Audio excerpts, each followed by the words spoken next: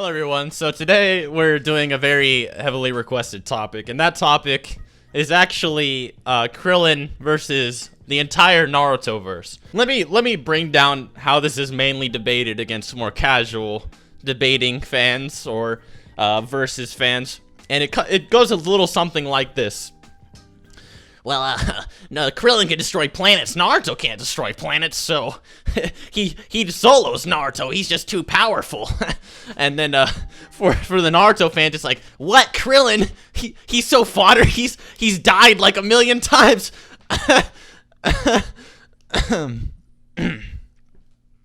No, stop. So I've been a Dragon Ball and Naruto debater for many years, since I was like 12 years old. So a considerable amount of time, but it's actually the reason I got into power scaling was because I wanted to know about Dragon Ball versus Naruto. I was always curious, where does Naruto stack up in Dragon Ball, and would Dragon Ball just shit on Naruto? Because I love the series, I love the series equally. So the arguments I always hear nowadays are, of course, like Krillin solos Naruto, or Naruto would easily destroy Krillin, blah blah blah, stuff like that.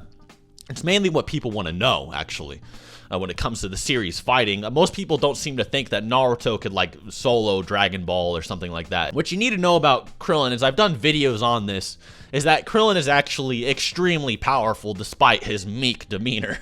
He's very intelligent for Dragon Ball standards, although Dragon Ball standards aren't very high in Naruto standards.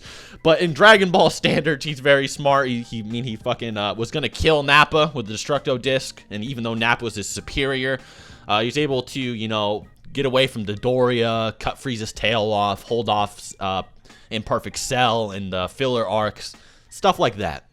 But the reason Krillin is so powerful is because Krillin's easily multi-planetary and possibly star level if you wank him a little bit. Now, the reason for that is Piccolo in the start of Dragon Ball was actually capable of obliterating the moon to absolute non-existence in 4 seconds flat, and the shockwave from him obliterating said moon into non-existence was hit Earth. Like, he could feel the shockwaves of the moon being obliterated from Earth. Now, that is in itself over 300 exatons of force and reaches into the small planetary ranges, lowballing. Even if you lowballed the velocity of said attack, it's actually could be possibly just normally planetary. Now, this attack is from Piccolo at the start of Dragon Ball. And as we know, Krillin actually surpasses that same Piccolo by over 4 times by the time he trains with Kami, and easily one-shots numerous Cybermen who are all 3 times stronger than that same Piccolo that just obliterated the moon into nothing. Now, some people will always bring up Master Roshi obliterating the moon. However, that's completely different because the guides actually specifically state that's a moon-level attack. There's no shock waves that hit the Earth from the moon blowing up, stuff like that. So it's a little bit more consistent to say that Piccolo's small planetary, and we don't want to highball too much, because in debating, you try to be as logical and rational as possible. You want to be as convincing as possible, so we don't try to, like, fanboy or anything. We're just being as, you know, as concrete as we can. This is a small planetary level attack in just the early Saiyan saga. Now, Krillin surpasses this by numerous times. By the way, that attack was easily relativistic since it hit the moon in at least 4 seconds. So if you multiply that by at least 4 times for the Saiyan saga, it'd easily be over 300,000 kilometers per second. And he would, in fact, be the speed of light. And then on Namek, he gets his potential unlocked, which allows him to fight fighters that rival Vegeta, who is tens of times stronger than the Cybermen ever could dream of. On top of that, his potential keeps rising as it's unlocked, and he's capable of rivaling the Ginyu Force by the time he fights second form Frieza, and this is confirmed in some of the V-Jump guides. And then by the time he reaches the Android Saga, he's just absolutely monstrous. And we know characters like first form Frieza were capable of destroying, you know, planet Vegeta, which had 10 times the mass of Earth. Completely obliterating it. Something like Piccolo obliterated the moon, but with a planet 10 times the size of Earth, which would be 10 tons of force, which would be small dwarf star level in terms of, like, attack potency. And then Krillin gets to the point in Dragon Ball Super that after chugging some juice and lifting some weights in his fucking bedroom for a year, he was capable of actually beating Gohan, who was simply testing him, the same Gohan who was able to fight Solar System level Lavender. It's impossible to state how strong Krillin really is to these characters. All we can really say for absolute certain is that he's more than likely more powerful than he was on Namek. So by that logic, he's at least multi-large planetary, maybe just large planet plus, and at least dozens of times the speed of light. And if you want to highball him, you could say he's rivaling Android 18, since he trained with 18, and 18 was going to tag team with him against Goku. So maybe he's rivaling Android 18, who would in fact be Star Plus, because, you know, Frieza is hundreds of times stronger than he was in his first form, and Android 18 is stronger than Namek Frieza. So it's logical that he may be Star level if you highball him. However, the Naruto verse isn't too weak itself. It actually does have somewhat rivaling powers, maybe not to high-balled Krillin, but to maybe a lower-balled version. The Naruto verse does somewhat have a relative power. Power of the Naruto verse when fighting Krillin isn't really necessary. That's not how the fight's really going to boil down, but I'll briefly explain why they're somewhat relative a little bit. For example, like the Naruto god tiers in terms of power, I mean, Kaguya created an expansive truth-seeking orb that was so massive that it was going to consume an entire a planet and moon-sized dimension, possibly a star-level dimension if you highball it. And then we know that Madara actually had techniques like the Sage Art Light Fang, which would confirm the speed of light, and that Might Guy was able to run so fast it was warping space, which is on the verge of running at the speed of light, since it would increase his speed increased his mass to such a great degree that it was warping space, which would in fact be like black hole-esque kind of shit.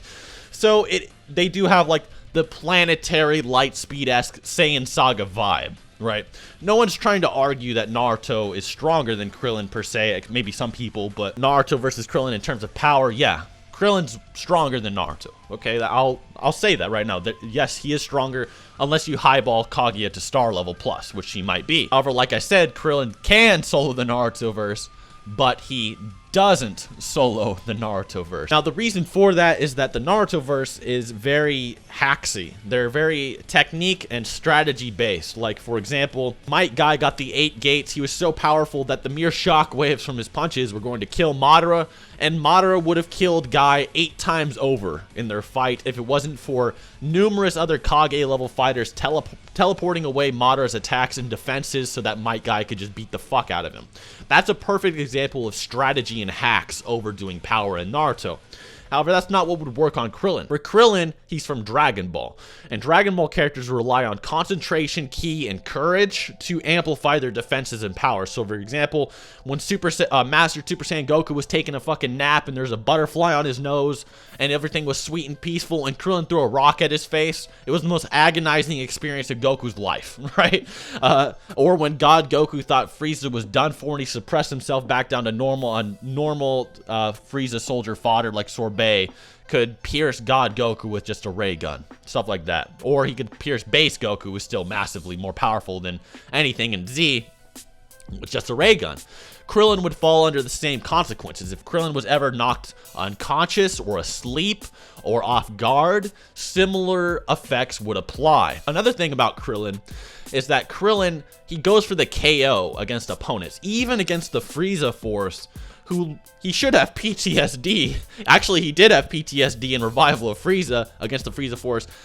Even after getting that PTSD experience of them killing him, or Frieza killing him, he was still generous enough to only knock them out and not actually try killing them. That's how kind to even people, to his enemies he was. He wouldn't kill them.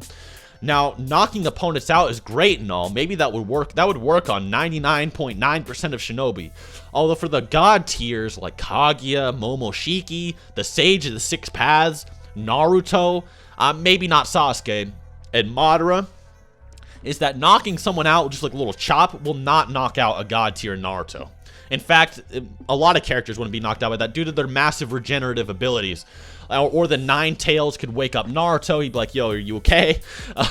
The 10 Tails regeneration for Madara and Kaguya is just too insane. Madara literally was kicked so hard half his body blew off. You think having a little chop on his neck's gonna knock him out for the rest of the day? You're wrong. Period. Maybe for someone like Sasuke, though, who doesn't really have any regen or something, maybe then I could see it. But then there's other characters that could would wake Sasuke up or heal him, which is another problem, you know, Krillin faces, is collective strategy, planning. His morals are simply not correct for this type of battle. Like, for example, if Krillin was bloodlusted, he was completely irritated, like completely feral, and he charged up a Kamehameha so powerful that it looked like the final flash and just obliterated like the entire battlefield of Shinobi. Sure, maybe he would win. However, that's not how Krillin fights, and that's never how we've seen him fight.